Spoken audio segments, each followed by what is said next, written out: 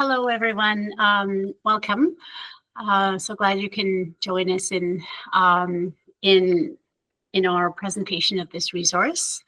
It comes from a lot of our years of questions and working with teachers in Indigenous music education and connection, providing suggestions on connecting with members of the Indigenous community to enhance your music program and your knowledge. And so this is 13 guiding principles for respectful partnerships with Indigenous peoples in Canadian music classrooms. My name is Sherryl Sewepagaham, and I'm from the Little Red River Cree Nation in northern Alberta, and I live currently here in Edmonton. And I am Nicole Schutz. I am originally from Prince Albert, Saskatchewan. I am Métis. And I also currently, we're in the same place. I'm currently in Edmonton. I've been in Edmonton for a long time. And we're in my classroom, my elementary classroom. I'm a practicing music specialist here with Edmonton Public Schools. I'll just take you. Oh, I think I'm just going to click. Is that going to work? Yeah.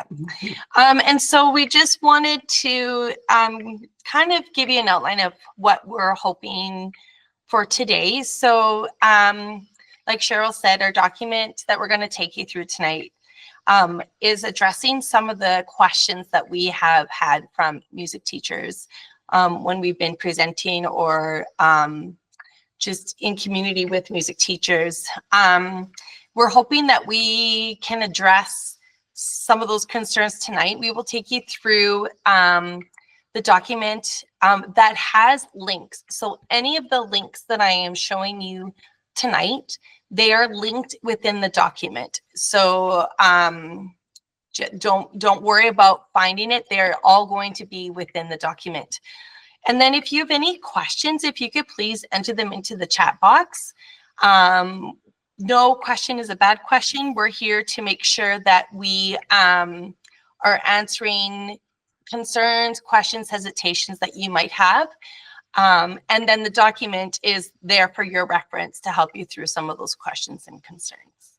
As just adding on to what I've said and what Nicole has already said, we were inspired by the turtle, and I've since learned it's the Schutz. Mm-hmm. The 13 segments of the turtle. As kind of, we thought it was a great framework to organize this document. And so it talks a little bit about the impacts of colonization on Indigenous peoples and their music practices, and also its impact on language and people in general. And we're hoping that this resource will provide some starting points, some helpful and practical approaches to connect with members of the Indigenous community in your local area, some suggestions to get started, and also so this document, it's based on the Cree word Wetaskiwin, which not far from us, we have the city of Wetaskiwin, but that word comes from the Wetaskiwin, which is having good relations. And so we're hoping that this will encourage those partnerships, those collaborations that we hope that you can make with not only elders, but knowledge keepers and members of the Indigenous community beyond the ready-made or grab-and-go package that sometimes teachers sometimes are looking for. And so it's an introduction on developing more meaningful and long-term collaborations for the benefit of you and your school and your students, and that reciprocal relationship with the community. Another thing, another reason why we chose the turtle is the spirit qualities of a turtle is patient, and it seeks truth. And so when we are doing this work, like we said, the grab and go is one way, but we want it to be a slow, intentional process when you're building relationships with knowledge keepers and elders and community members within the Indigenous communities. And we're also encouraging you to seek the truth, the Canadian truth, the things that we need to know before we actually approach our knowledge keepers, elders, and other Indigenous community members. Mm-hmm. We also included some links that about terminology.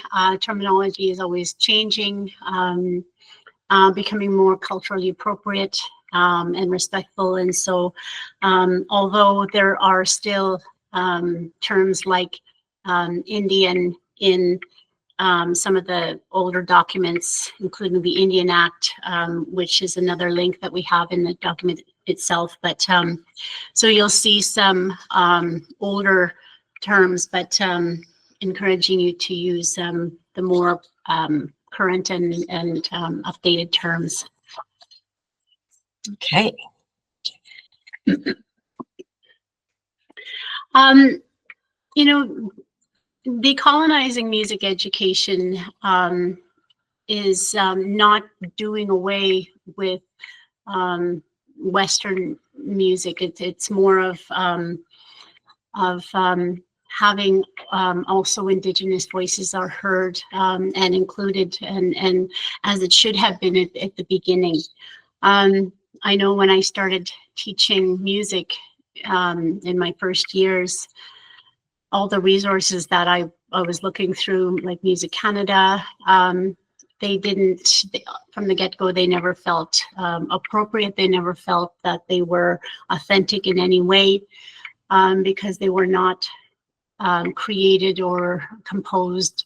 I mean, they were not, the compositions didn't reflect the Indigenous composers, the stories, the history, you know, any kind of background information that enriches the song itself. It was just the notation and nothing else about it, or an interpretation of what was thought to be Indigenous music. But we know that that is not correct, and nowadays we know better. And so so it's about including worldview, stories, and firsthand from Indigenous peoples. And so did you want to talk about, yeah. So when we're talking about how to decolonize our music education programs, Indigenous, the inclusion of Indigenous music is one way to decolonize, but it's not the only way. It can take many forms. Another term that we often use is culturally relevant pedagogy. And so looking at the students that we have in our classrooms and finding music that reflects the students in your classroom. So as we talk about indigenizing or decolonizing through Indigenous music, we're not just saying that's the only way. We're saying that it is one form, but we should also be looking at the other cultures that are in our classrooms. I also wanted to share a quote that I have gotten from when I took a year of study to do my master's with Dr. Dwayne Donald. He said that, number one, we inherited colonization. We are not the cause of decolonization. And he actually does not like the word decolonization. He encourages unlearning colonization. So decolonizing or unlearning colonization is the process of going kind of backwards in time and looking at the full picture of Canada rather than centering the Western European perspective. Mm-hmm.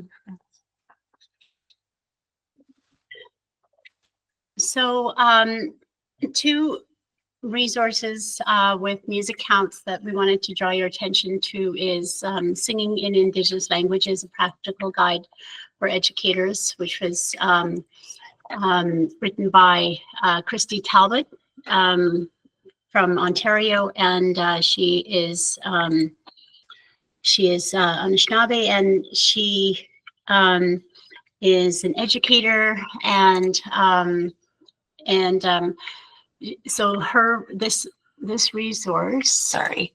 That's One more okay. graphic. There we go. There it is. Okay. Yes. And so this is so it's in conjunction with the Canadian Music Class Challenge, and also can you go down just a bit? Yeah. And so it's a downloadable free resource, and I'm sorry, I said Anishinaabe, she's Mohawk. My apologies. And so so it's we encourage you to explore that as another an optional resource as well, especially if you are from the eastern area.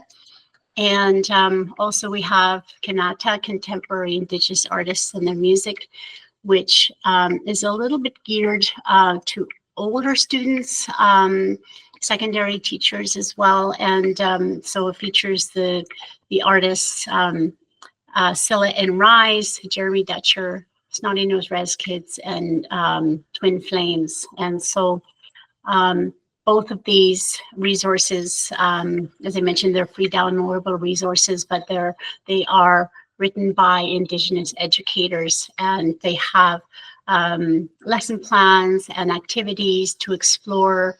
And Kanata has videos and by the artists themselves, speaking about their music through some questions. And yeah, I am, although I'm not biased, it's another resource to, both of them are both resources to explore and to really get to know some current Indigenous artists.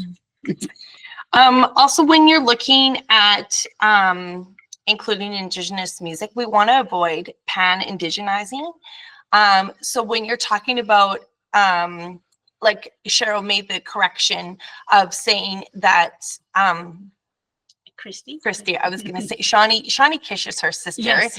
But when Christy is Mohawk, and so we want to talk about her being Mohawk and looking at it, rather than an Indigenous artist, we would call her a Mohawk creator. Sherryl is a Cree creator. I'm a Métis creator. So we want to make sure that when we are talking about Indigenous people, we're actually starting to move away from just saying Indigenous. It's kind of been encouraged.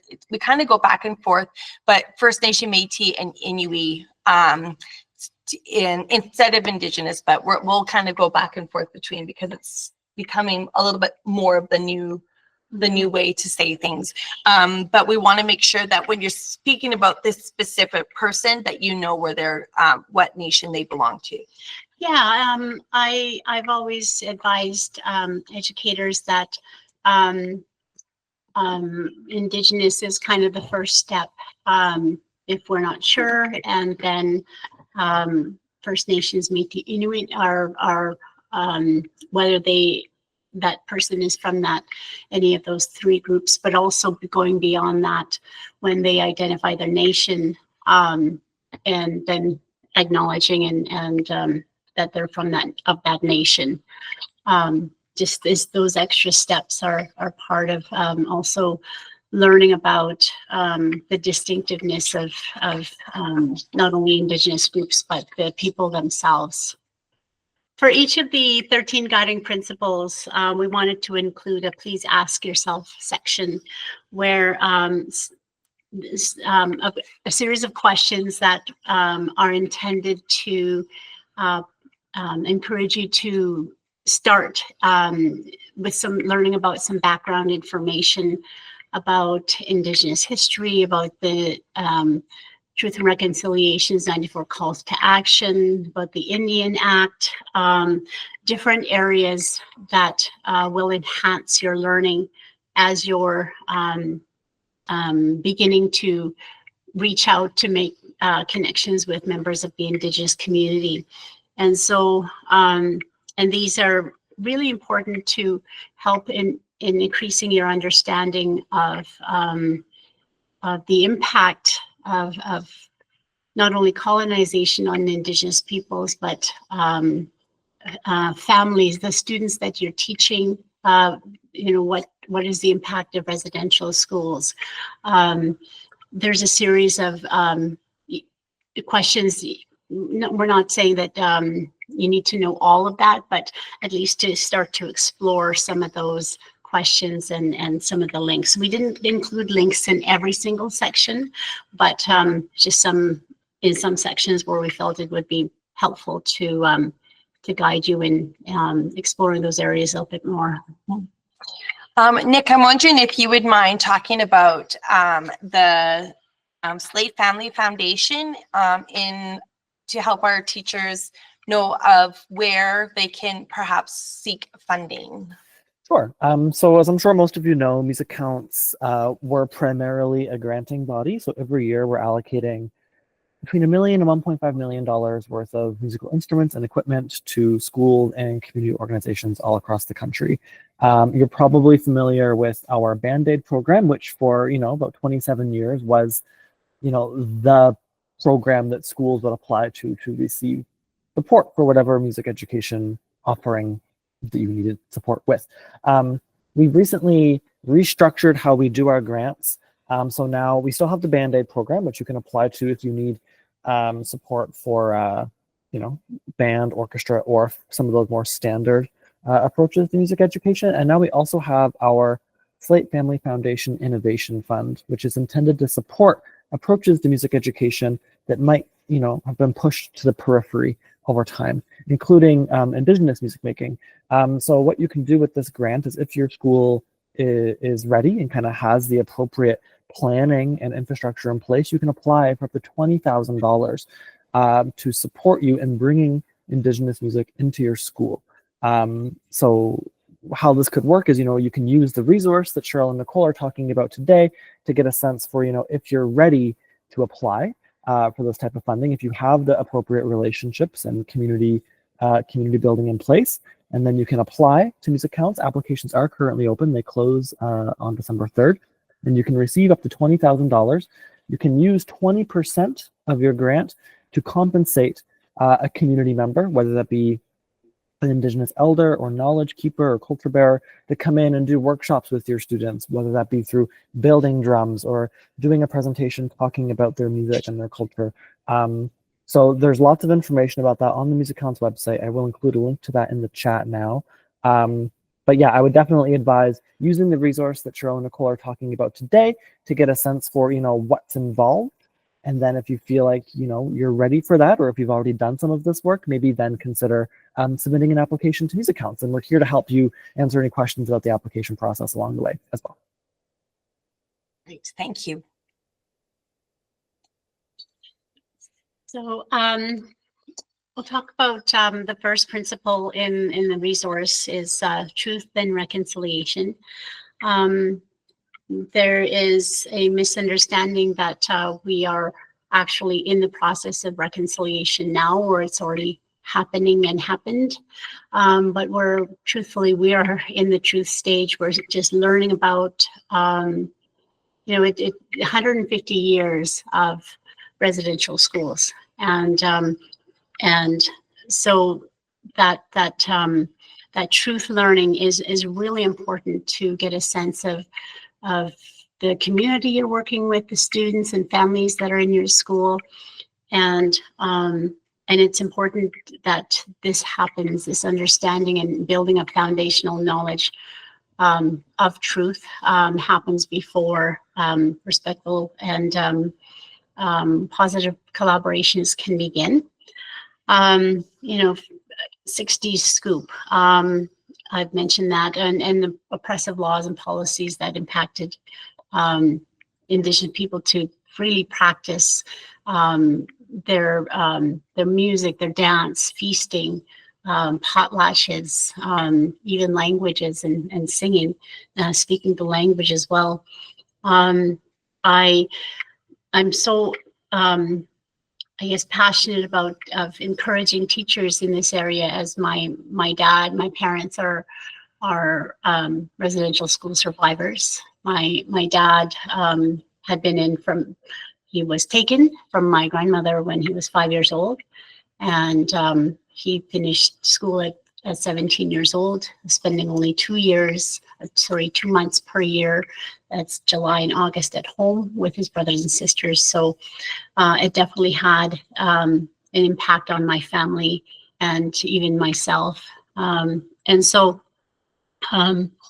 it also helps, for me, it's also important to understand this impact so that it can help to dispel myths and untruths and harms that that we see a lot, especially in social media platforms and anything with the any social media or kind of news story that has Indigenous people or their rights that have been infringed. You just have to look at the comment section and see that there's a lot of racism and misunderstanding about Indigenous peoples and land claims and all that.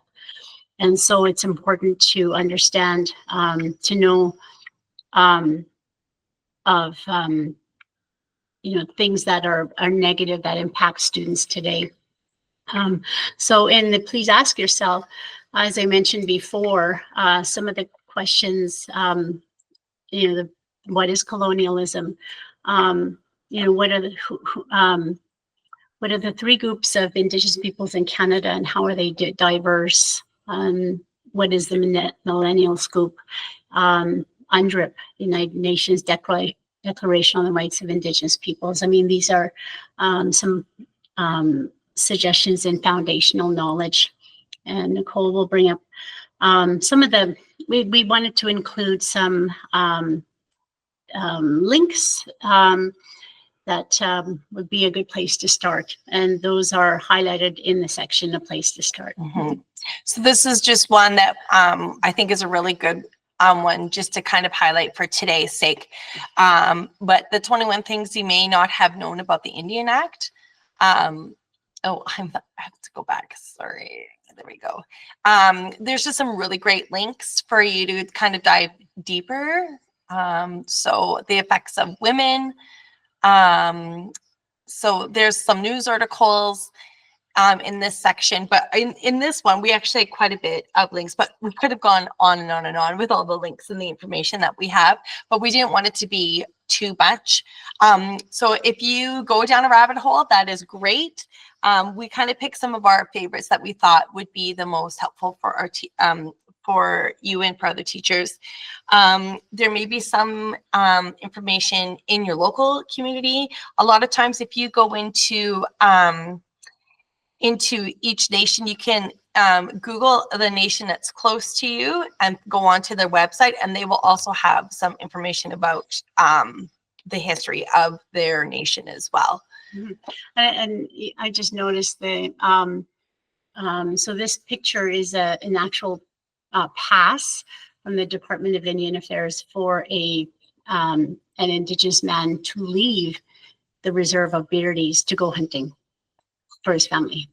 So it's part of the pass system that people had to have a pass to be allowed to leave the reserve in 1932. Yeah. And then there's some more terminology guides that we thought were great. Queen's University, yeah, so have a look at those. Okay, so Indigenous worldview, we kind of talked about that pan-indigenization and being careful with that. Indigenous people have a very close connection to the land, their ancestral land, very deep respect for their ancestral lands, and that everything is connected. So the two-leggeds, which are humans, are connected to the four-leggeds, to the birds in the air, to trees, to nature, to each other. And so this worldview encompasses how Indigenous people approach life. These teachings help us to build these kinships to the community members, the families, also the collective responsibility for the land. So the idea of taking only what you need and leave the rest, offering protocol when you take something from nature. So if you take something from nature in our land, in our Treaty 6, we place tobacco. So if you need medicines, you would place tobacco and give thanks for the plants for giving you the medicine that you need. Also understanding that Indigenous people orally transmit their knowledge, and that is the way the music is transmitted.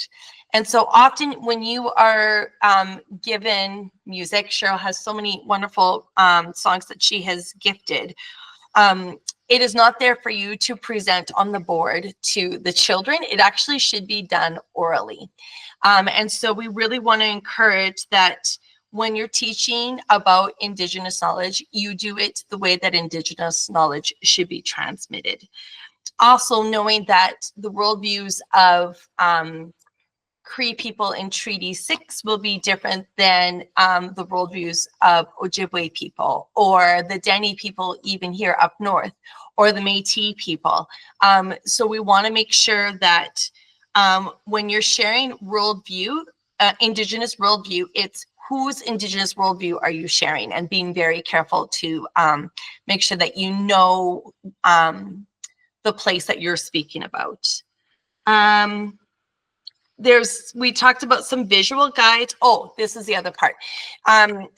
There are some similarities between Indigenous worldviews, and we also share. And so there may be, the 7 sacred laws are Ojibwe teachings, but we use them in Cree culture, Métis culture as well. But we know that where they come from. So we want to make sure that when we're talking, we acknowledge that we know, or this, like the seven sacred laws or the medicine wheel teachings, they are going to be different from each place, but there are going to be some similarities. So just know very carefully about the Indigenous worldview that you are speaking about. There's a lot of definitely what you said about making sure that what you're teaching often won't be sacred teachings. It will be general teachings that we can teach our students about. Sacred teachings often are kept, the elder or the knowledge keeper will decide if they're going to share any sacred teachings. And also, that a lot of our stories and our language itself is interconnected with the land. And so these stories really reflect that deep connection and for instance, mountain landscapes or certain types of trees or certain bodies of water. There's stories about those. And so, when that's what Nicole was talking about, that connection to the land, that the stories and the language and the songs are deeply connected to the land. So I just wanted to share, we had a knowledge keeper at our school, Liam McGilvery, and he taught us his grandmother's song, which is a song that he wrote a long time ago, and it's now gone all over the world. And when he was sharing with the students, he told them, I will tell you the story of how this came to be, but you are not to tell the story. And so just to be respectful of that Indigenous worldview is how and what they want to share, and how they want you to share it. They will usually be very clear. So I have heard the story, I know the story, but I will not share the story, but I will share the song. And so I have permission to share the song. I do not have permission to share the story, nor do my students have permission to share the story, but they got to listen to it, and they get to sing and share the song. So just be mindful of that as well. So we wanted to include traditional and unceded territory. You know, that is, you know, some of the, we wanted to include it in the questions, the please ask yourself questions are, you know, what are treaties, what are reserves, what are Métis settlements and where are they located? What does it mean for a land to be unceded? And what does traditional territory mean? And that's all connected to, also connected to treaty regions. And so we wanted to have those as prompt questions to explore, to encourage you to explore those areas more. Who are the Indigenous groups located around your school? You know, what is there a traditional name for your city or your town? Like Montreal has a traditional name, although I can't pronounce it. Edmonton here, we have Amsquatchie-Waskaigan, which is Beaver Hills. So those are some of the things that, and I, even in my younger days, I never knew the traditional name for Edmonton. That's kind of been a more recent teaching that Edmonton has received. So and that's a really great thing to look at in your area. And does your school have a land acknowledgement? Is it tailored to your school in your area? Does it need to be updated? And to reflect your school's kind of your mission statement or your, you know, your connection with the people around you. So I know also in our city here in Edmonton, we have in our wards, our city wards are Indigenous names. And so they're really interesting, yeah. Where my school is located is actually on the Papas Chase First Nations. And so even though it's in Amsquatchie-Waskaigan, we acknowledge that we are actually particularly on Papas Chase First Nation here. And actually, Dr. Donald is from the Papas Chase Nation, and he's only lived in this part of Edmonton for his family's entire life. They've always have lived in this area, in urban Edmonton, in the middle of Edmonton. I also have connections to Papas Chase. A lot of my family, because we were displaced, and many of my family moved north. And when they were building Edmonton, they scattered. They pushed everybody out. I wanted to show you one of the really cool sites. I think you might actually enjoy working with your students. That's in this A Place to Start. It's called Native Land. So if you can see, these are all of the native lands in the entire world. Let's go to North America. Sorry if this makes sense. Does it? But we can get really, how do you? Oh, zoom in. There we go. I didn't want to scroll, but you can really, really get detailed into your areas. So we're down. Went too far north. There we go. There we go. So this is an area, and it tells you what it is in the Cree words. So it's really, really detailed. I wonder if it gets even more detailed, or is that as far as it goes? No, it looks like that's as far. But it kind of can give you a really good, and you can see that there are no, it shows you the regions, but we're not bordered people. They, in the past, before colonization, they were free to roam, and they would go across the medicine line, which is the line between not North America, Canada and the United States. And I have even heard that a knowledge keeper that I once said that there are Cree stories in Mexico. And so that whole region was we just went where we needed to go. But for you to know exactly where you are would be really, really quite cool. So, and the Navajo, the Dene people of the Navajo territory are related to the Dene people of northern Alberta. So yeah. And you could search by languages, the treaties. This is a great site. So I highly recommend this one.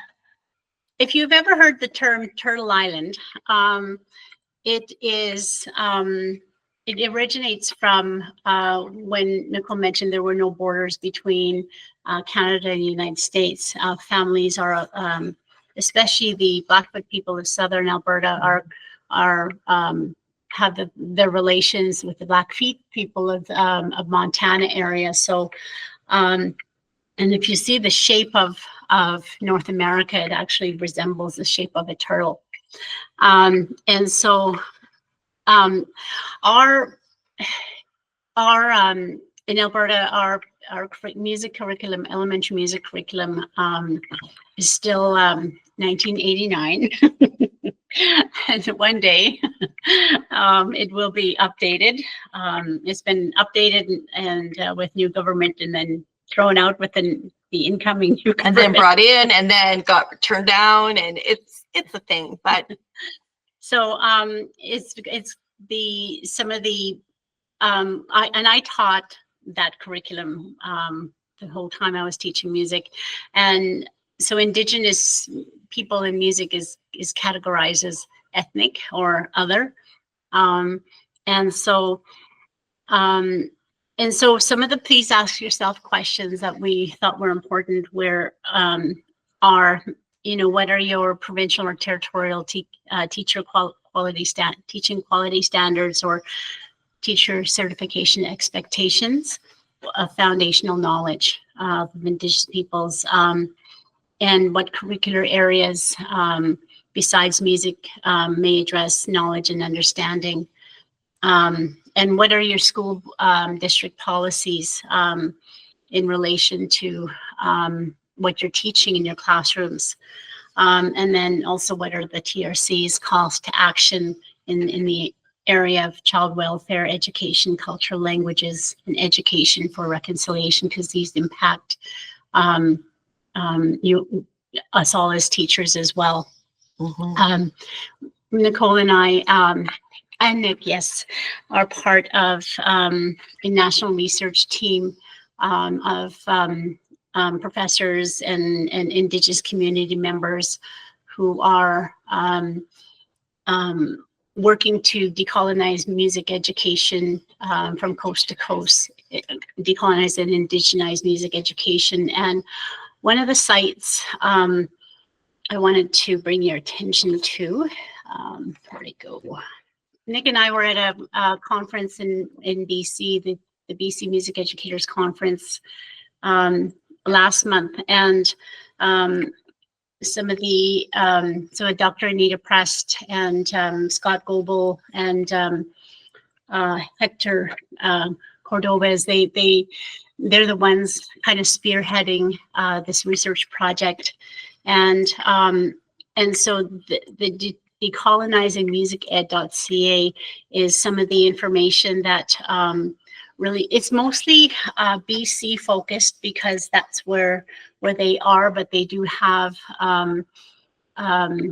they will be populating links as they come for teachers to use and to access. And so you can see already there's MusiCounts Coalition Education, Coalition for Music Education, and this will be added to as time goes on. And I know Nicole mentioned this before, but I just want to reiterate again that, and as an example of the diverse groups of Indigenous peoples from coast to coast, north to south, that Haida songs from the west will differ definitely from Mi'kmaq songs in the east, and Inuit songs differ from Blackfoot songs. And so when you do reach out to Indigenous people in your region, then it will help to elevate your understanding beyond what's written in texts or resources that you may have used, or in websites, which also websites are often, sometimes they're not updated as much, but they're also not, they may not be accurate if they are not Indigenous created. And so some of the, please ask yourself in relation to teaching resources is what specific area of knowledge do you want to you and your students to learn about?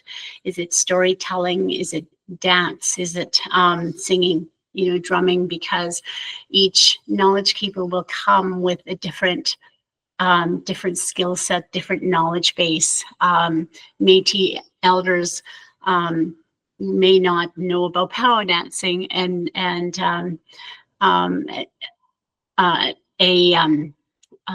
Inuit person may not know about drum songs, or they may or may not. So be specific in what you're searching for and what you want to enhance you and your students' knowledge, and also what professional development opportunities are available throughout your district or even within your province, and what resources have you already accessed, and what are coming up. I know that Alberta ORF chapter has a new resource that I created called Earth Songs for Children, and it's a volume 2 of the Move Drum Play. Is that the one? Yeah, Drum Move Play. Volume 1. It's a follow-up, and that's going to be released within a week or two. Yeah, we're just finalizing some of the video edits, so within 2 weeks. So that's another new resource that will be coming out. And also, how are you currently including Indigenous music in your classroom, or are you just you're starting your learning journey?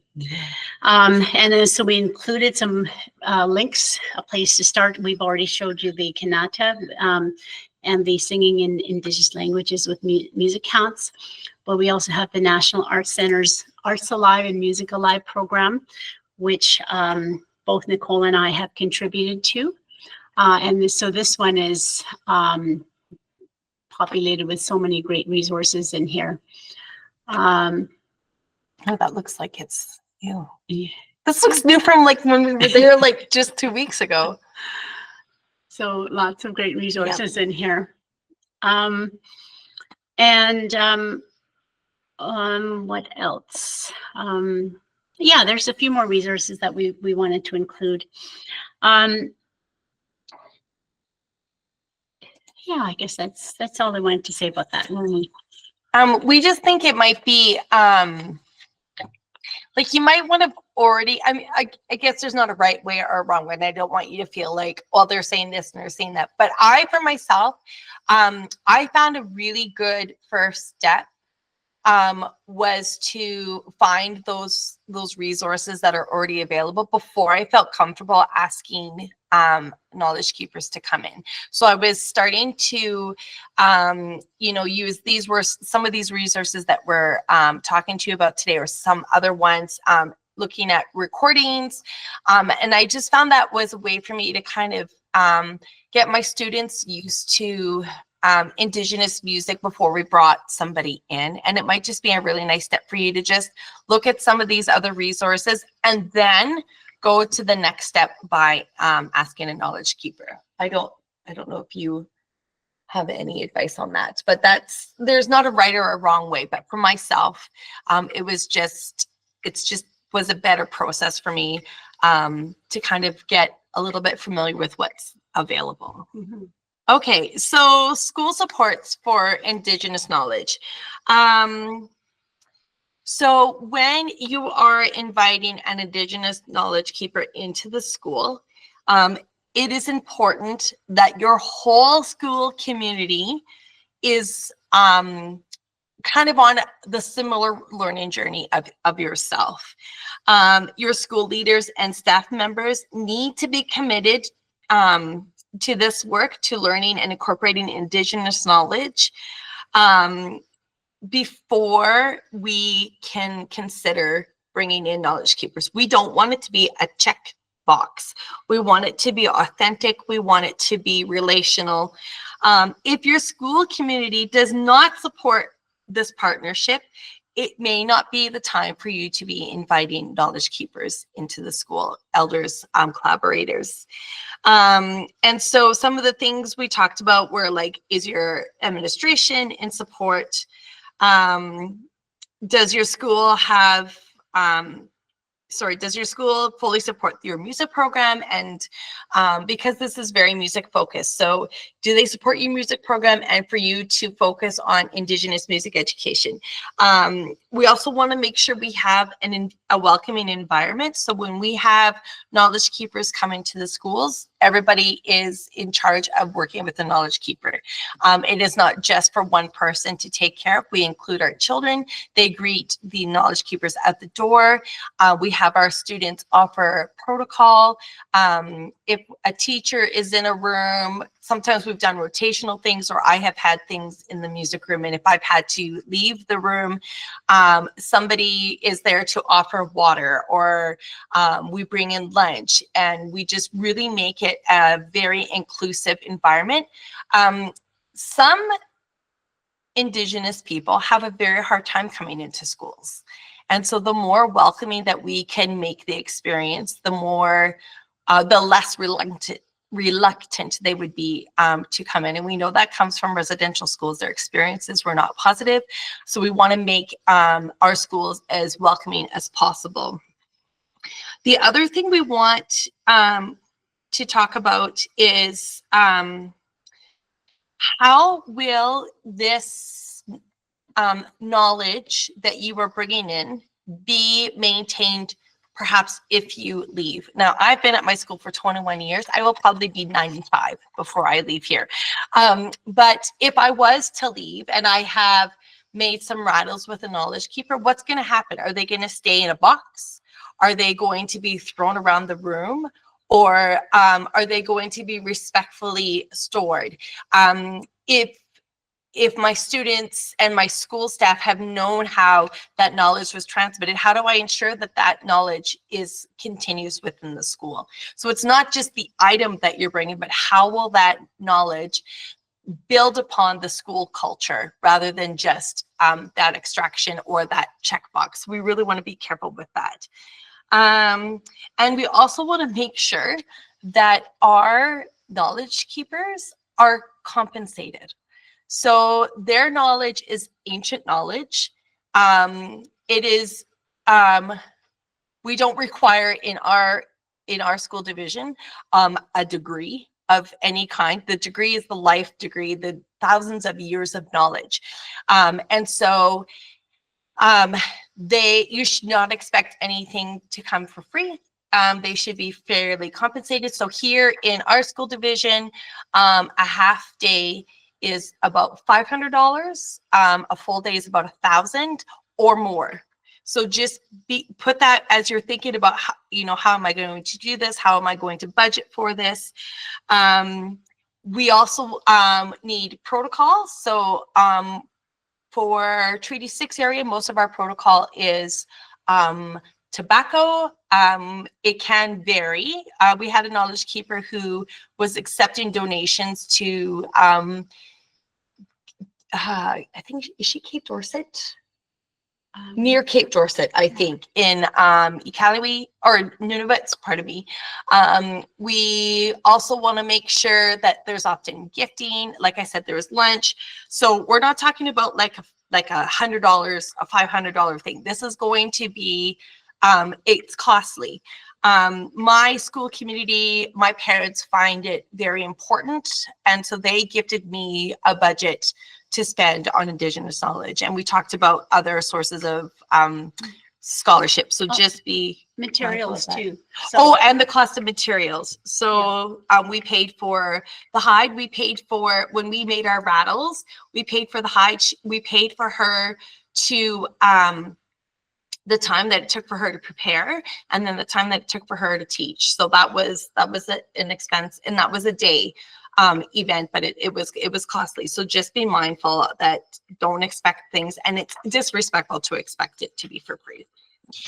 Okay. So for community engagement, and we've already said about important to know who the Indigenous people are in your environment, and also actually I did kind of say some of this that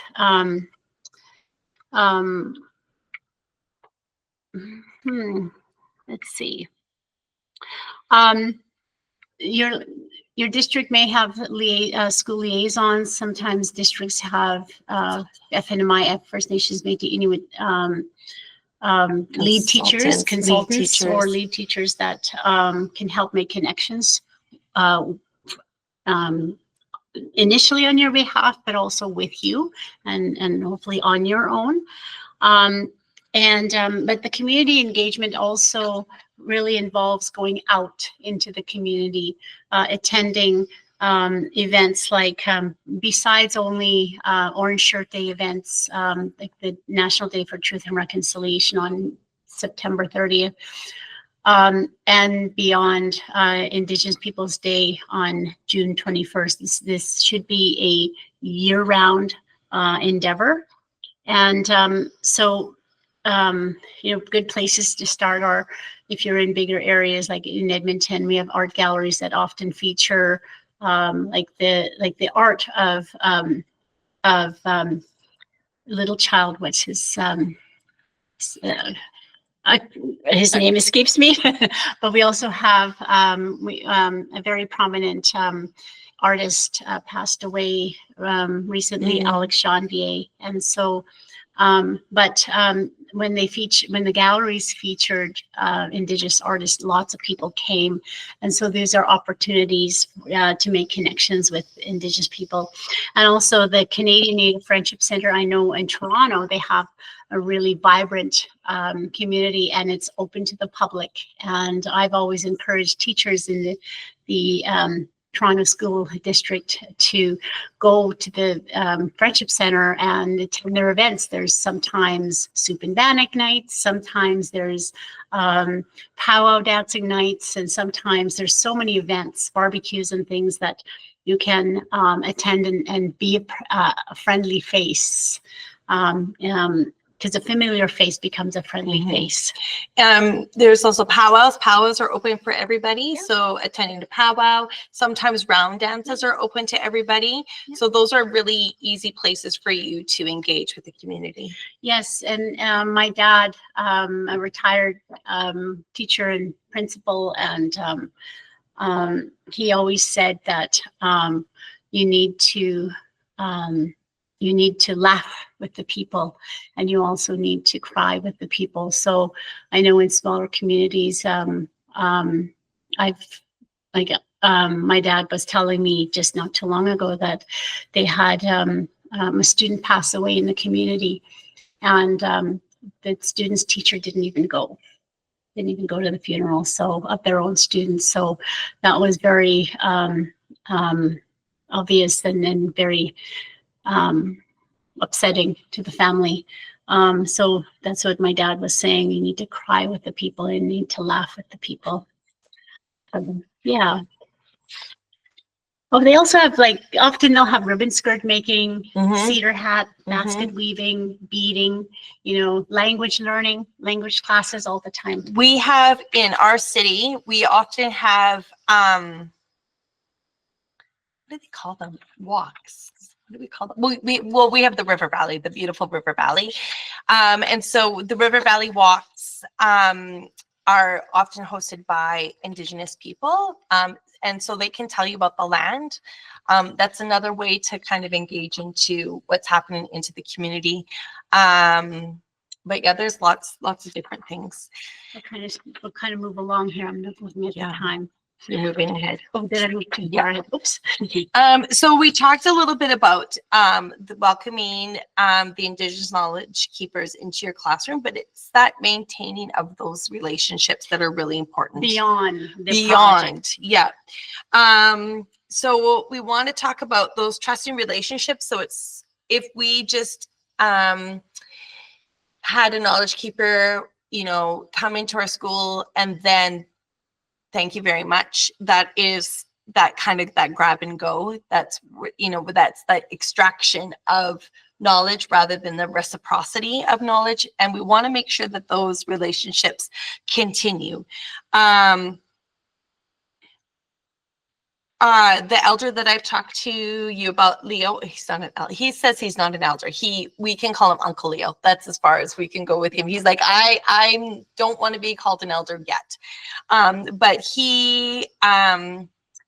I try to check in with him every once in a while to make sure that, you know, we're in good relationship. Because if I didn't and I wanted to work with him on another project, then that's the grab and go. And so I want to maintain our relationship so that it's reciprocal and that I can help him with anything that he needs, or he can count on me to help him, or that kind of that back and forth.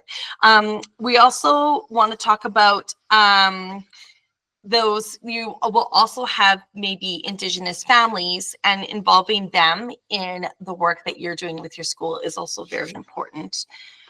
We talked about being clear in your ask.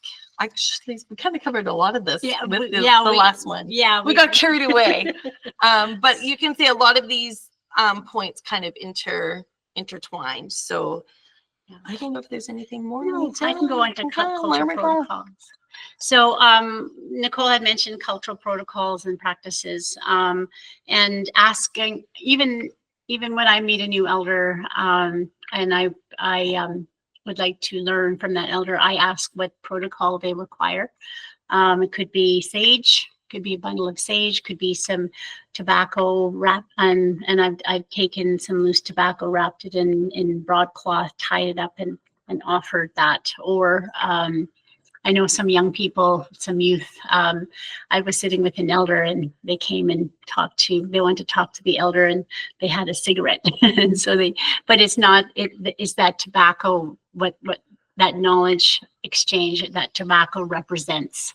That's what they offered that elder, and that elder accepted that, and he sat and talked to the young people. So that's part of that cultural process. And so it's like an exchange of knowledge. So when an elder or a knowledge keeper accepts that protocol, then they're saying, yes, I will come and share with your students.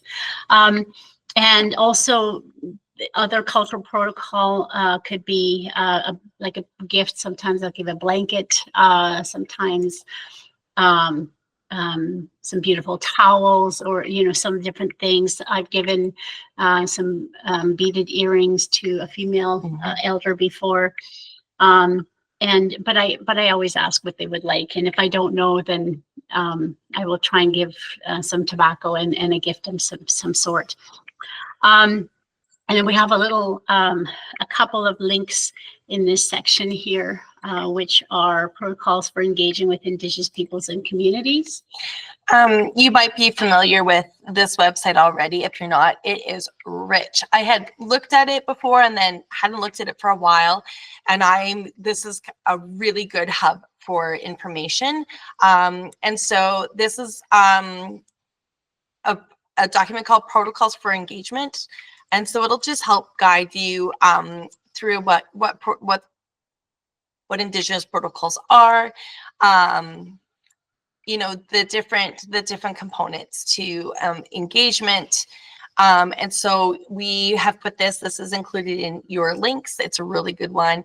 And it's a really good site for you to just put into your favorite. I do want to just reiterate some of these things when you're connecting, and when we talk about knowledge keepers, they could be a young person too. I know, like, a lot of youth who are very, very knowledgeable in the way they were raised, whether it's by their grandparents or their parents.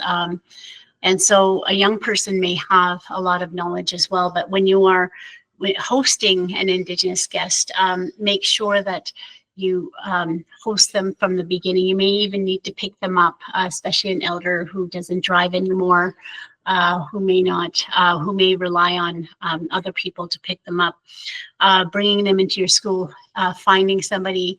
If you are unable to be with them the entire day, perhaps you can also assign other staff members or older students to support and be with the guest. Also, I've brought in a female elder once, and she brought her granddaughter. So also that may happen. And so then now you're hosting 2 people. Maybe a surprise, but be open to that. And also allow your schedule to not exhaust the visitors. So every 30 minutes there's a new group, and every 30 minutes and boom, boom, boom, boom, and then they're out the door. No, I know that stories take time. Knowledge and talking and sharing takes time. So if you can have maybe 1 or 2 classes, or maybe you want to bring them into your school more than once, but try not to exhaust your guest when they're there. Lunch, tea, ask them what they would like to eat, providing some lunch for them, making sure they're warm and they're in a comfortable seat, those types of things. We also talk about in this section about the that time is fluid, that the schedule is not the schedule. We don't always know what to expect, how long things will take. And the way that Indigenous knowledge is transmitted through story. And so then a story might lead to a story, might lead to a story, might lead to a story. And so if you want to cut something off after 30 minutes, then you're not going to get the full story. So you kind of want to just be open to the fact that it might take longer. And that is hard in a school. I know it's hard for our school, but we've had enough guests that, they might arrive exactly when you tell them to. They might arrive a little bit late. They might be early. And so you just need to be really prepared and just know that time is just really fluid and organic and not to rush it.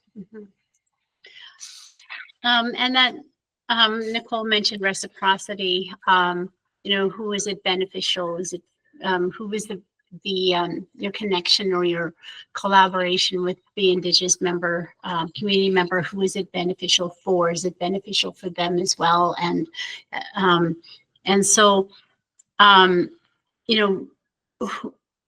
you have this knowledge, whether it's an example could be that you have drums or rattles that you've made with the knowledge keeper, and then this wealth of knowledge that came with it, how will you acknowledge and give credit who did the work, and also how do you plan to use this knowledge in a respectful way, and how do you share it with others? It could be with a community your school newsletter, in your district newsletter on what happened, and what did the students learn, and how excited were they, or and also credit the source. If they're sharing songs with you, always credit who they were and what the song was about, and always credit the source of that knowledge.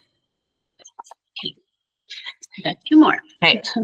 And we kind of already touched on this as well. So that responsibility piece of maintaining the relationship, that is a 2-way relationship. And so you need to initiate, how are you going to maintain this relationship? How will you communicate your gratitude for this opportunity?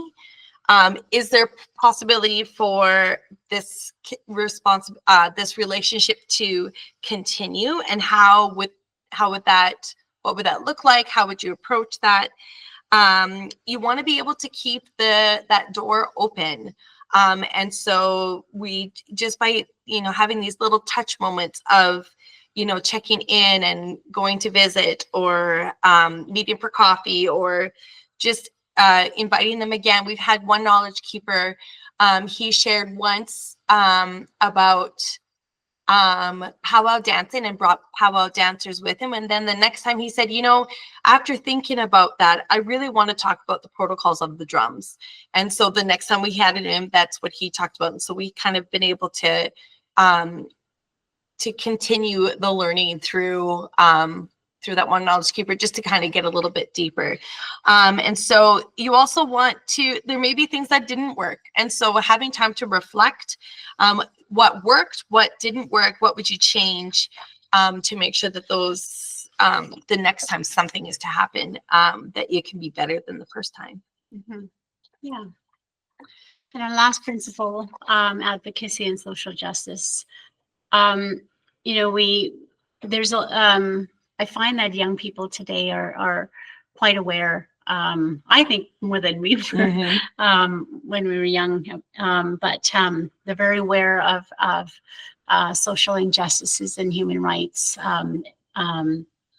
And so, you know, if have your students involved in being those agents of change as well. You know, how will you bring awareness to Indigenous issues, Indigenous related issues?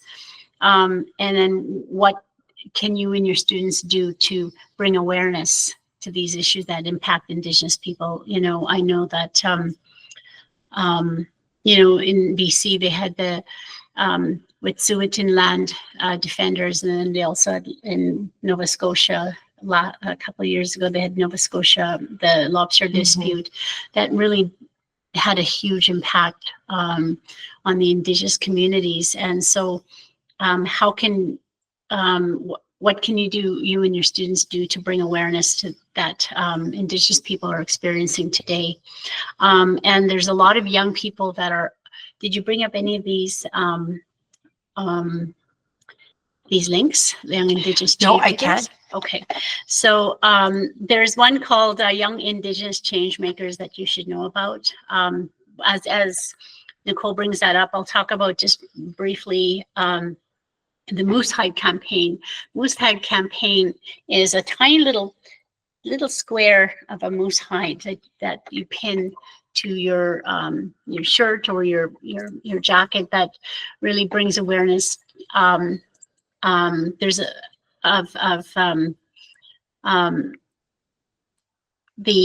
sorry, I'm getting mixed up here.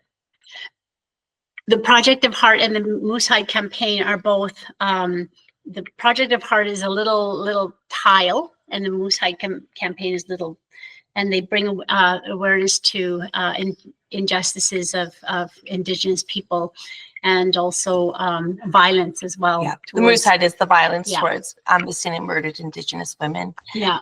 And so the Young Indigenous Changemakers, you brought this one forward. Yeah, and so these are all, like Autumn Pelletier is a young, she's older now, but when she was about 14 years old, 13 years old, she really brought a lot of advocacy and awareness to human basic rights for clean water.